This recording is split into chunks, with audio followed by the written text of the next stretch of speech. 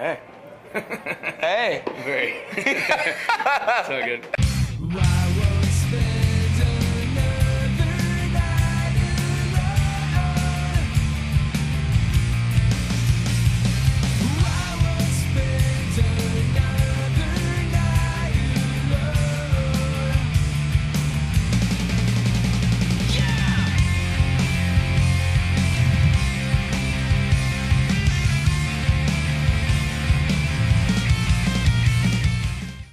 Hello, it's Michael Serio from Bonfire downstairs at Milkboy, where they're having this whole third anniversary party, celebrating the third anniversary of Milkboy, and a bunch of free shows. And we just happen to be here on the night that the Ataris are playing, and Kris Roe just happened to come by and say hey, and that's why we're here. Hello, sir. How are you? Doing very well. And to clarify, it's an acoustic set from me and not our full band. Our full band will be touring in December, November, December. This is like a tour I'm doing for 2 months. Just got back from Europe doing an acoustic tour there and a couple one-offs with the band. But this is a loop all the way down to Florida, out through the Southwest, and then back around and ending in the Midwest. I do want to talk about this origin story of kind of you and the Ataris. I didn't know this. We just saw the Vandals a couple weeks ago. They're on this Summer Nationals tour with The Offspring and our friends in Pennywise and Bad Religion.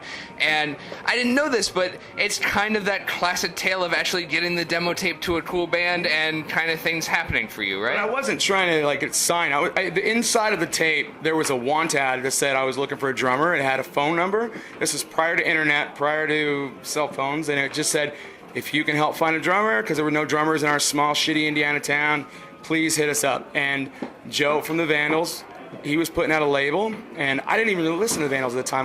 The Queers were playing that show. It was a 398 show in Bogarts in Cincinnati, Ohio. It was Friday the 13th of September, 1996. I remember it like it were yesterday. And I don't remember shit, but I remember this night because it was like fate of my life changed.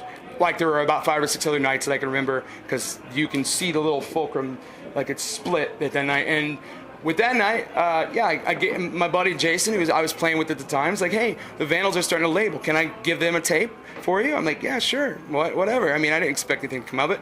And then they hit me up via like a phone call. I wasn't living in that place anymore. And they're like, somebody called from California and they had a record label. And they said they wanted to put out your record. I'm like, what? I thought it was a friend playing a joke on me. I was like 18, 19.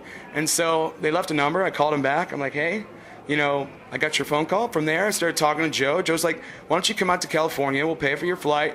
We'll hook you up with the drummer. You just do it like you did. You and a drummer go in, you teach them the songs, and you record them and see how it goes. I went from living in my van, just being a kid that was like homeless and fucking went home and started touring full time as much as I could in between jobs. But I mean, last job I worked, I think, was 2000 in a porn shop, and my boss was cool. He'd let me go on tour, and What was the porn shop? What was the name of the porn shop? You've been in a porn shop? Yeah, no, I've been in a porn shop. Well, the generic name when you fill out paperwork is SB Books, Santa Barbara Books. Okay, that's what it appears as the credit card statement. But what's the actual name of the place?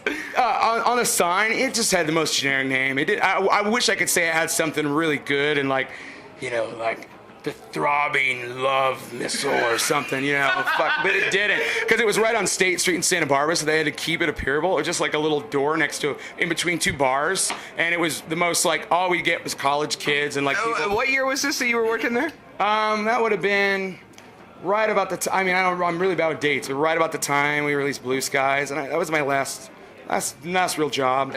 Right now, this summer, you're going and doing the acoustic tour. You're, all over the states and everything. I heard you actually had someone steal some of your stuff yesterday. That's awful. It's kind of stupid. I find that if you're gonna steal from people, I mean, I don't think there's anyone good to steal from, really. I guess that's not really a bad answer, but I mean, don't steal from the guy that's like obviously weird artist guy in a van. I was just out traveling with my little French bulldog.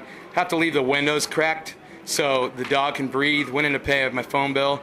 Came back out. I had my bag hidden, but I had the windows down the front. Somebody reached in, opened up the back. My dog was probably like, "Hey, what's going on?" And they fucking, "Hey, welcome, come on in." I started, "Hey, pet me," and started. I guess they must have rifled through my bag, just stole a bunch of my shit and fucking cell phone, computer. Now I've got this fucking drug dealer phone. I look like a... Oh, you have a burner. Yeah, totally. That's awesome. Dude, everybody knows that terminology. I'm like, oh shit, now I gotta just call it a burner, call it what it is, I guess. You're the Walter White of this situation. Good for you. That's so good, I love that. I'd had this happen before when I lived in Koreatown in LA. There were two young gangbanger kids that must have been 17, fucking blue bandanas over their faces, rolled up in my rental car, which when you put it in park, the doors automatically unlock for some stupid reason. Rolled up, stuck a gun to this temple, a gun to this temple. They said, "Give me your shit, dog." And I said, "Here you go." Stole my computer. I lost a bunch of photography. Wait, hold on. So they put each of them put a gun to each. Twice the odds of getting shot. And yeah, stole my computer, the rental car keys, which is a big pain in the ass. And I immediately like, this got to be a joke. And I'm like, no, this is fucking real. So yeah, you can never be prepared for that. Wait, hold on. You know what's a bigger pain in the ass than rental car keys?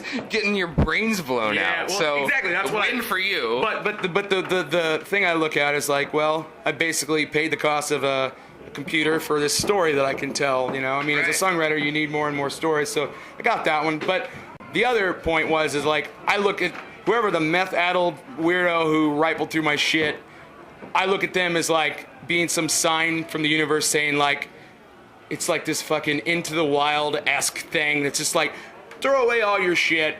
There was life before computers and all this shit, and just fucking go back to just Kris fucking before all this stuff. And, you know, just get your little cassette tape recorder you can dictate into, and you don't need it. Because to me, I always thought about it. I'm like, you know, what's the biggest distraction for me when I'm going to write a song? I'll sit down at the computer, start to write a song, but then I'll start being like, oh, I'm going to look something up. And then I start looking, and before I know it, I wasted an hour at minimum.